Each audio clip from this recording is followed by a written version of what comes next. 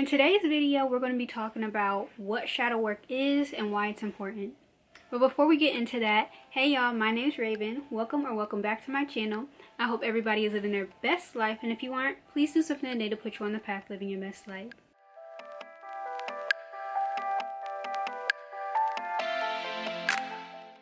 So before we hop into this video, make sure you guys stay tuned because I'll be sharing 3 of my favorite tips to be aware of when you're exploring your shadow. So shadow work is the process of exploring parts of ourselves that we've repressed or that we've casted to the side because they've been seen as unwanted or undesirable as we were growing up and even as we perform in society today.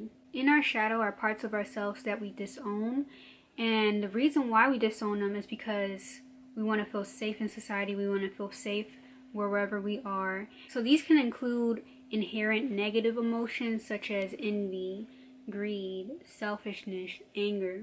And it can also hold inside of our shadow inherent positive attributes that we are coming to terms with now, such as empathy, sensitivity, being in tune or in touch with your emotions and those around you, and even the process of rest. Some of us don't feel as if we should rest because we consider that as lazy. We instantly put that connotation on it. So engaging in shadow work is nothing necessarily super duper woo woo or whatever you want to call it. It's really just about self-awareness and becoming aware of aspects of ourselves that we hide and that we repress and that we ourselves are unaware of because they're hidden in our unconscious. But even though we cast those sort of emotions to the side, such as jealousy, envy, selfishness, rage, it's still within us. And it's still part of our overall personality. And it's part of our overall human experience, even if we don't want to see it. And to engage in shadow work, it can be in many different ways. One in particular would be journaling, asking yourself hard questions or asking yourself why I feel this way, what happened in my past that makes me feel this way, things like that. And it can even be in the moment.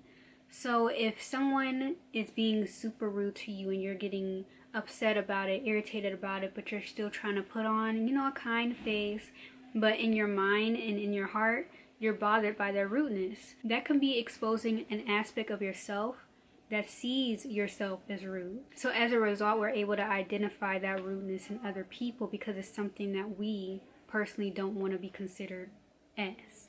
If that makes sense. I hope that makes a little sense. To sum up that aspect of exploring your shadow in the moment, just pay attention to what triggers you because it might be showing you aspects of yourself that maybe you don't like about yourself.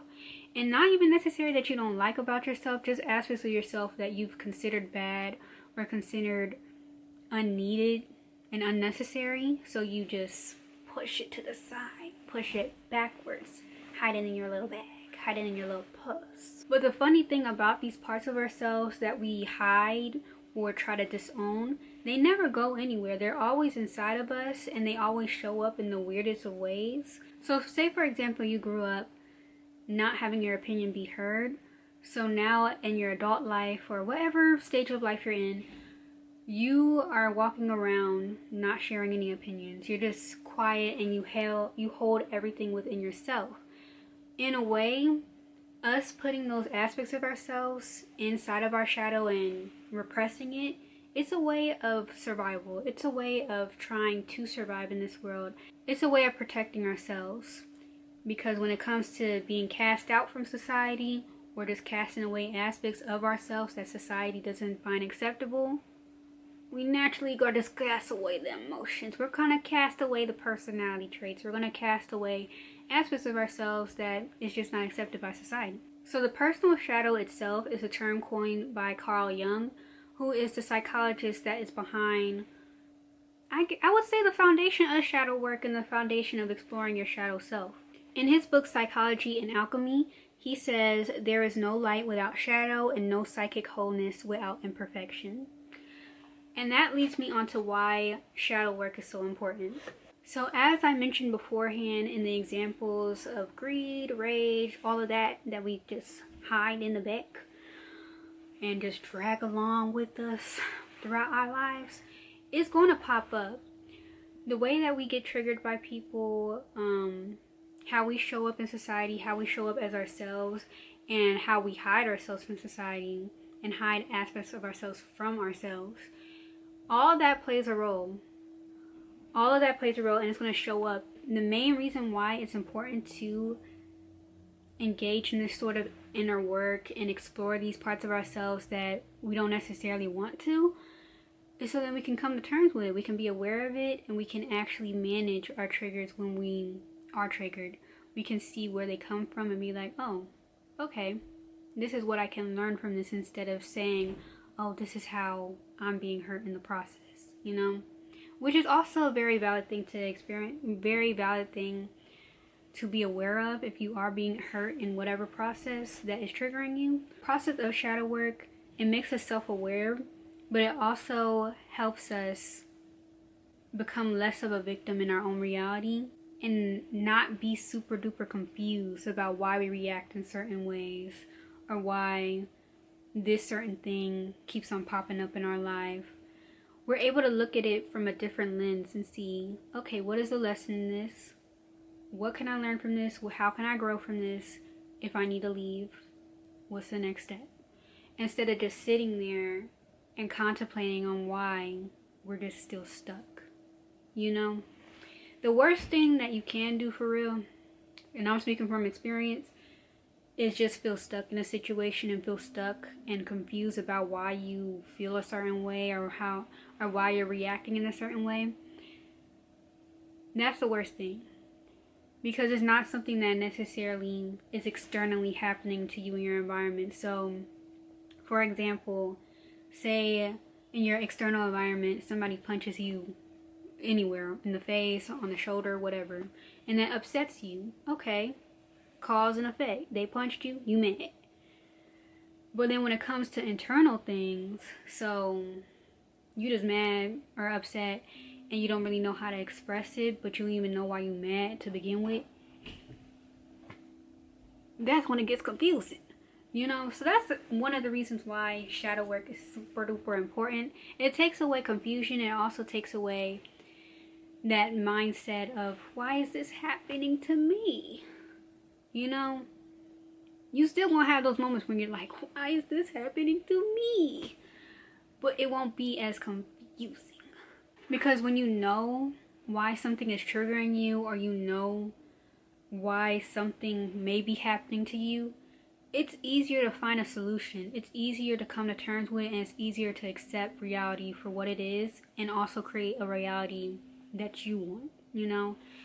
We can get stuck when we start playing in a survival sort of mode in life. It becomes a pattern. We will find ourselves always trying to look for ways and figure out ways to survive, which is valid, you know, that's part of the human experience and everything. But at a certain point, you get tired. I'm gonna just be real. At a certain point, you get tired of that.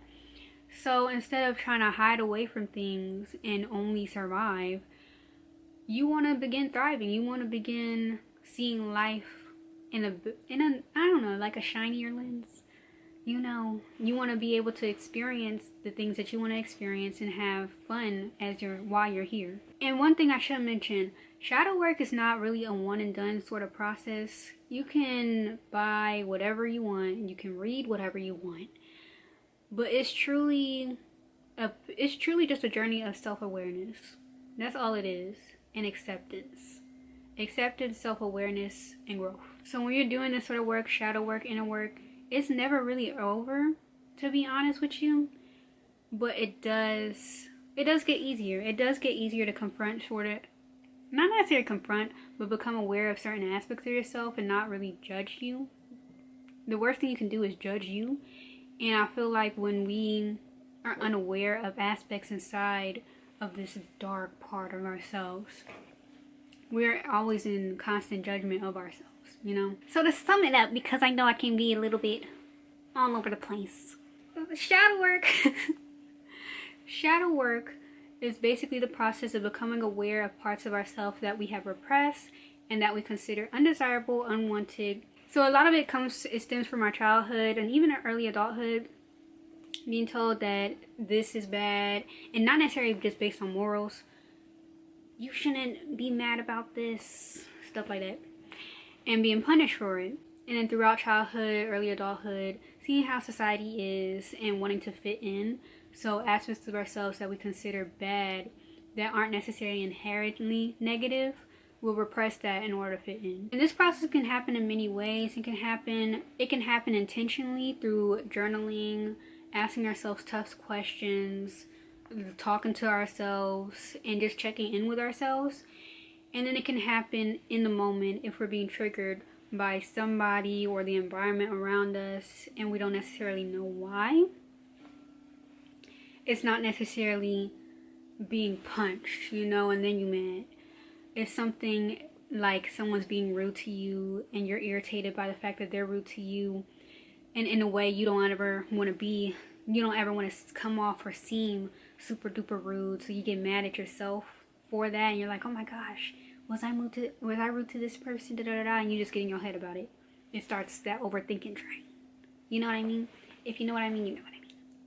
And then why is it important? Confusion sucks.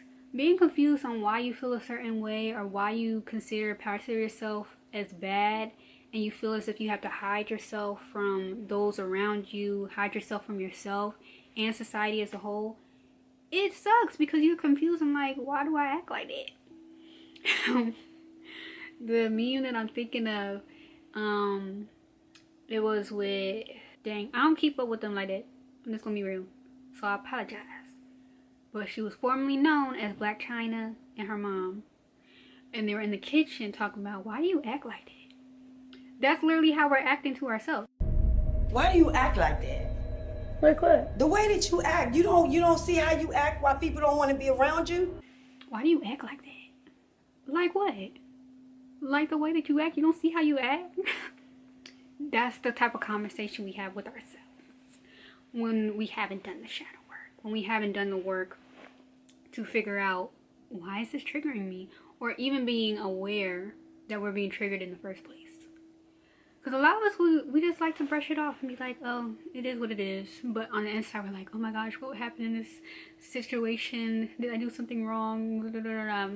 Overthinking, So yeah, I think that's it for my spiel. And as my treat to y'all, since y'all made it through the whole video, thank y'all so much. I'm sharing 3 tips to take with you guys as you're doing this sort of work. So the first tip, be non-judgmental. Whatever comes up for you, whatever questions you have to ask yourself, don't judge yourself for asking that question, and don't judge yourself for the answer that may come up. Allow it to come up, allow it to flow. The only way that we're going to be able to do shadow work is if we're coming from a space of non-judgment.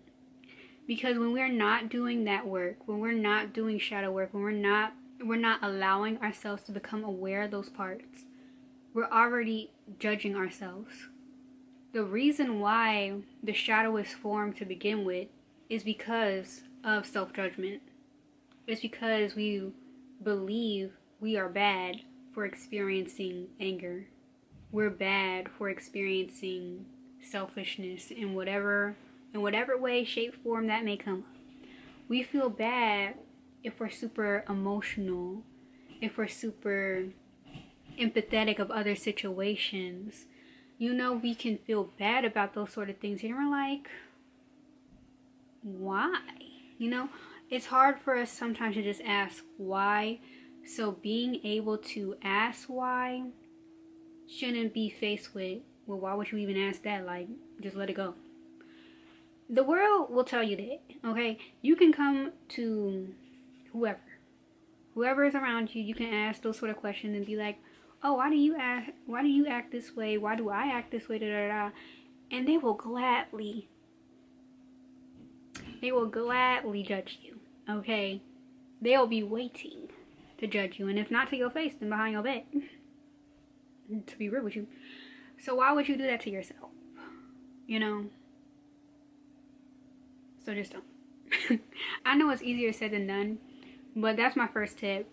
Come from a place when you're doing shadow work, from a place of non-judgment. Try to look at these parts of yourselves from a place of empathy and kindness. The second tip is to be honest. Throughout this process of exploring aspects of ourselves that was unwanted or undesirable in society's eyes, in our community, our close community's eyes, in our own eyes, it's very, very, very, very easy to try to paint ourselves in a very, a light that feels good. I wouldn't necessarily say a good light, just a light that paints us as either the victim because it feels good for us to be a victim in a situation. And I'm not talking about real life stuff, okay? But if you were wrong in a situation and you acted out of jealousy and you're not able to admit to that because you don't want to be seen as a jealous person, so as a result, you just play a victim in that because it feels good to you. Does that make sense? That's what I really mean by that. Okay. I hope that makes sense. But yeah, it can be very easy for us to ask those sort of questions, or even in moments that we are triggered, to paint ourselves in a better light for ourselves to make us feel good. When it comes to shadow work, when it comes to intentionally working or uncovering those parts of ourselves, it's very important for us to be 100% honest. Be real with you.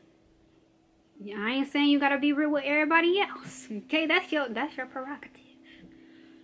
But if you can't be real with everybody else, at least be real with you.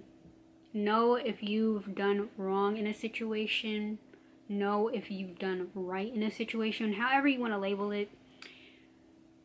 And whatever it is labeled as, just tell the truth to you at the very least. Okay? And part of this honesty is also just allowing whatever to flow out. So if you're intentionally doing shadow work and you're journaling, whatever question you asked and you have a why at the end or whatever, do not try to paint a cute little story about how you were the victor or how you were the victim in this situation. Just be honest. Say, this is how this made me feel. This is what I did. This is what this person did. This is what the situation made me feel like. Just be 100% honest with yourself. And that also ties into being non-judgmental. Don't judge yourself. And just let it flow. And this is the most important tip. Okay? So before you even engage in intentional shadow work, make sure to center yourself. If that means taking deep breaths, going on a walk, listening to your favorite song or your favorite artist in general, eating your favorite food, whatever that looks like for you, before you engage in intentional shadow work, center yourself and create a home within you. Create a safe space within you. Because I'm not going to lie, when you're asking yourself certain questions, it is going to get very difficult to face those questions and to be honest, be non-judgmental. So you want to create an environment already off bat, the foundation. You want to create an environment that feels safe and that feels welcoming and that feels good for you, And that can look different for everybody. It can truly just look like eating your favorite sandwich. And now you feel good. You feel at home in yourself. And now you're ready to do the hard work. You're ready to confront those aspects of yourself. And not even necessarily confront. You're ready to become self-aware and aware of those aspects of yourself. So then you can either integrate them back within you, back within your personality. Or when they do come up, you're like, okay, I could behave in this way instead of instantly react in this way. And as a special treat to y'all, throughout this reset and refresh series on this channel, I'm going to be going in depth on different things that we can do shadow work on, such as fear, self-worth, procrastination, so many things. Okay, so you guys, if you are interested in that type of content and y'all want to dive deeper into those subjects, make sure you hit that subscribe button down below and comment down below anything that you might need help and guidance with going deeper into shadow work. Because this video was a very basic overview of what shadow work is and why it's important.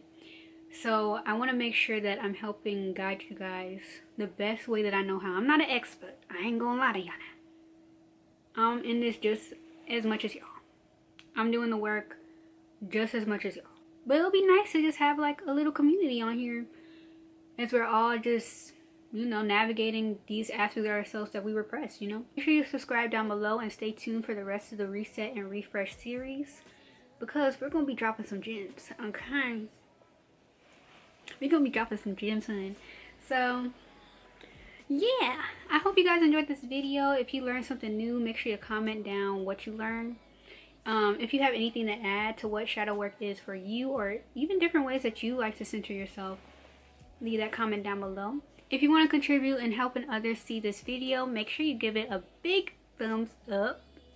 And make sure you turn on that post notification bell so you're notified every single time that I post, especially when it comes to diving deeper into shadow work and getting guidance. And yeah, so with that being said, peace, love, and light to you all.